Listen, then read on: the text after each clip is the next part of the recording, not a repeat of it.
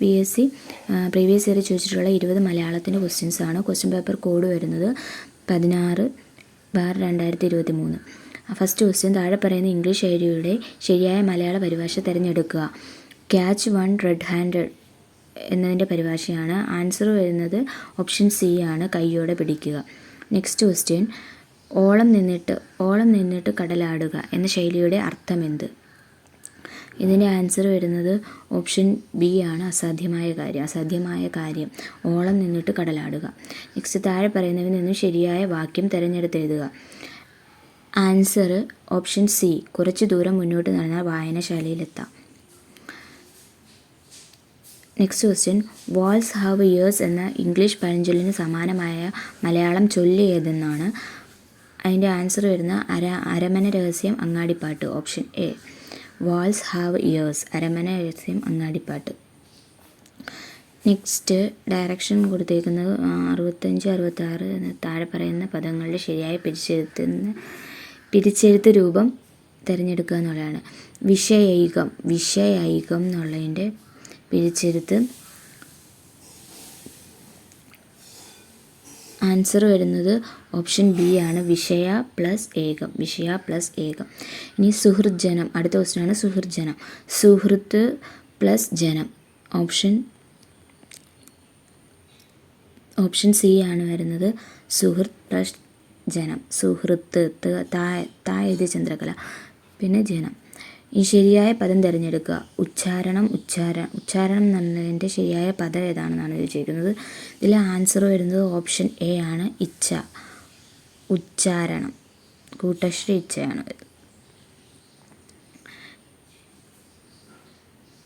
അടുത്ത ക്വസ്റ്റ്യൻ 68-69 എന്നീ ക്വസ്റ്റ്യൻ താഴെ ചേർത്തിട്ടുള്ള സമസ്ത പദങ്ങളുടെ വിഗ്രഹ രൂപം തിരഞ്ഞെടുക്കുക എന്നാണ്.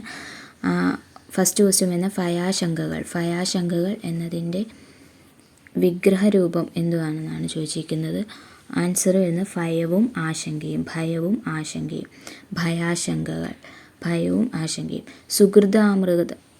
അടുത്ത ക്വസ്റ്റ്യൻ, സുഹൃതാമൃതം എന്നത് വിഗ്രഹിക്കുമ്പോൾ എങ്ങനെയാണ് വരുന്നത്? ആൻസർ ഓപ്ഷൻ സി ആണ്, സുഹൃതമാകുന്ന അമൃതം. സുഹൃതാമൃതം എന്ന് വെച്ചാൽ സുഹൃതമാകുന്ന അമൃതം. നെക്സ്റ്റ്, ഭർത്തൃനിഷ്ഠയുള്ളവൾ എന്നതിന് തുല്യമായ പദം കണ്ടെത്തി എഴുതുക. ഭർത്തൃനിഷ്ഠയുള്ളവൾ, അതിൻ്റെ ആൻസർ വരുന്നത് ഓപ്ഷൻ ബി ആണ്, പതിവ്രത എന്ന് വെച്ചാൽ ഭർത്തൃനിഷ്ഠയുള്ളവൾ എന്നതാണ്. അടുത്ത ക്വസ്റ്റ്യൻ, ചുവടെ കൊടുത്തിരിക്കുന്നവയിൽ നിന്നും തെറ്റായ പദം കണ്ടെത്തി എഴുതുക. ആൻസർ ഓപ്ഷൻ എ ആണ്, ജീവശവം. ബാക്കി വിമ്മിട്ടം, സമ്രാട്ട്, മുഖാന്തിരം എന്നിവ ശരിയായിട്ടുള്ള പദങ്ങളാണ്. ഇനി അടുത്ത് ഫാഗിനേയൻ എന്ന പദത്തിൻ്റെ എതിർലിംഗം ഏതാണ്? ഫാഗിനേയൻ, അതിൻ്റെ ആൻസർ വരുന്നത് ഓപ്ഷൻ ബി ആണ്,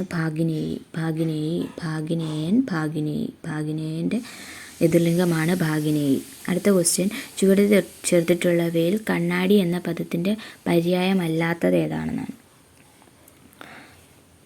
ആൻസർ വരുന്നത് എ ആണ്, കർപ്പരം. മുകുരം, ആദർശം, ദർപ്പണം എന്നിവ കണ്ണാടിയുടെ പര്യായപദങ്ങളാണ്. കണ്ണാടിയുടെ പര്യായപദങ്ങൾ ഏതൊക്കെയാണ്? മുകുരം, ദർപ്പണം, ആദർശം.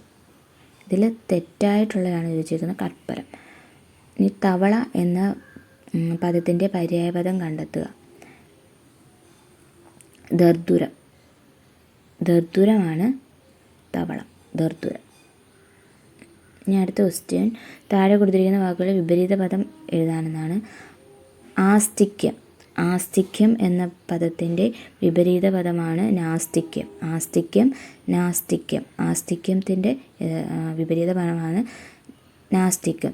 അടുത്ത് ഉൽപ്പതിഷ്ണുവിൻ്റെ ശരിയായ പദം ഏതാണെന്നാണ്, വിപരീത പദം. ഇതിനകത്ത് ഇവയൊന്നുമല്ല എന്നുള്ള ഓപ്ഷൻ ഡി ആണ് ആൻസർ.